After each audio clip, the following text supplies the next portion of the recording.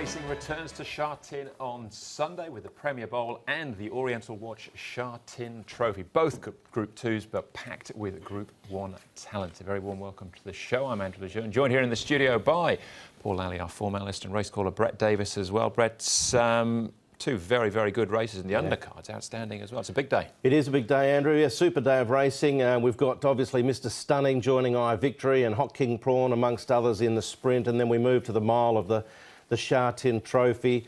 Beauty Generation, what a powerful performance from him first up. Pakistan Star resumes. There's a whole host of other really nice horses going in fresh as well. So it is a cracking day's racing. Certainly is. Yeah, the defending champions both back. That's Mr Stunning and Beauty Generation. Won these races last year, Paul.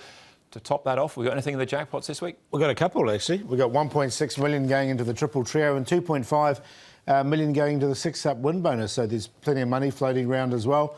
The big boys are coming out to play with all these good horses, looking forward to December. So it should be a really good race day. Yeah, 7 weeks away we are now from the international meeting. Yeah, it's coming along pretty quickly. 9 weeks till Christmas, then, is it? Must be. Right, plenty to get through, so we won't delay too much. First race at 1 o'clock on Sunday. We're up to meeting number 13 on the A course for our 10-race turf programme.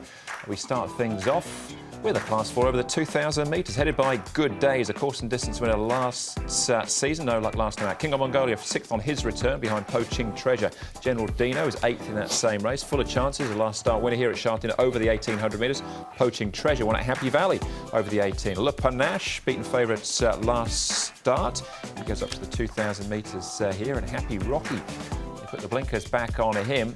He's 0 from 14 though, course and distance, a 5-time winner overall. Poaching Treasure got his own way in front last time, Brett. He did, and he may well do the same again. Rail in the A position, so the true course on offer. And at this stage, we're expecting a good track. And Poaching Treasure found the front last start at the Valley and went all the way. Full of chances up to 2,000, may be able to be a little handy. And we know Midnight Promise is versatile in his actions over the first couple of hundred. Could be the omen bit of the day here. Good Days. Zach Purton aboard.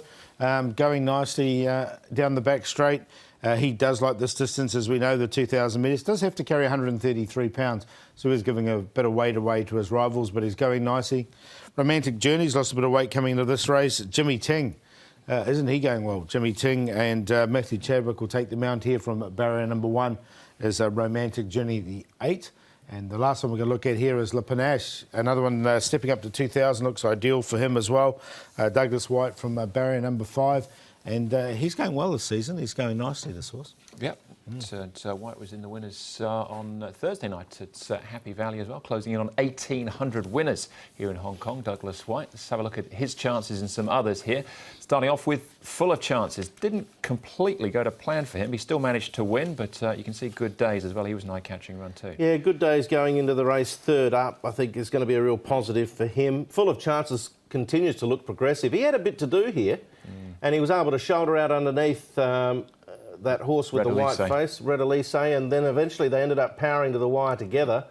So there's a lot more to come, I think, still from Full of Chances. This was just his 6th race start, so getting better and better with racing. Barrier 3, I don't think 2,000 will be a problem for him. Yeah, there's definitely a good chance, and it was a big forgive there for Good Days, and 2,000 metres is really going to suit him as well. So I think both of those are going to be big players in this race. All right. What about Poaching Treasure? This was the Happy Valley race, but he just got his own way of things in front, but he still ran out a pretty ready winner. He did, yeah. He doesn't win out of turn. We know he won a couple in a row, and then there was a long break between those 2 wins to this one. But he got all the favours here at the Valley with a nice tactical pace ride from Vincent Ho, who's in good form himself. He's drawn barrier 8, so he doesn't have the advantage of an inside spot early, which makes it a bit more tricky. Yeah, he should get to the front. It's whether he can put 2 together. Now, he has done that in the past because he has won 2, but if you look at his overall record, 60 starts for 3 wins. All right. Le Panache was pretty impressive when scoring a couple of starts back in Class 5 company, but far from disgraced when getting up in class here behind Elusive State. Yeah, I think he's up to this class, Le Panache, and he's going to come in with a lightweight as well. 2,000 metres, he looks ideal for him, Le Panache, and he has won over that distance before. Douglas White knows the horse well, and he does get a lot of weight from Good Days. He's probably the likely favourite in the race, so I think he's going to run a big race, Le Panache. Yep, I think so too. We saw him win in fairly good fashion in Class 5. He ran accordingly at his next start. Form around that race actually seems quite okay. So, yeah, he's in the tips for me too. All right, 2,000 metres to start the day. Good Days is our favourite. He is. I've got him in there for second. I think Le Panache, just with that pull on the weights. Le Panache has got 117 and Good Days is 133 pounds. So we'll put him just to beat Good Days. Full of Chances in there for third. And Midnight Promise can pop up on occasions as well. And it wasn't a bad run from him last start when he ran fourth. So I went 9, 1, 6 and 5. But I think the winner will come from one of those first three.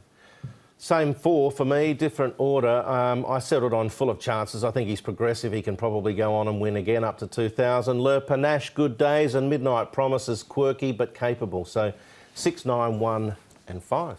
Very similar from me. Full of Chances on top. I've thrown in King of Mongolia. He's got a good second up record. So hopefully he can improve on that Happy Valley run as well.